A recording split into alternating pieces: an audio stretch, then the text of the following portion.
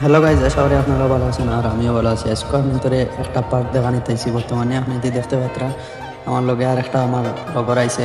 আর বর্তমানে দেখতে পাইত্রা স্টেশনও পার্কও এমনি স্টেশন যাইবার সময় স্টেশনও আর পার্কও আইয়া একবার ঘুরিয়া যাইয়া।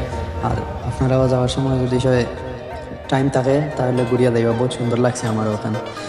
আর আপনি বর্তমানে লগে থাকবা আরও মজার মজার কিছু জিনিস আছে দেখাইবার বাকি।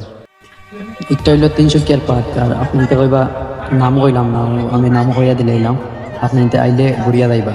আর আশা করি বর্তমানে সাথে থাকবা।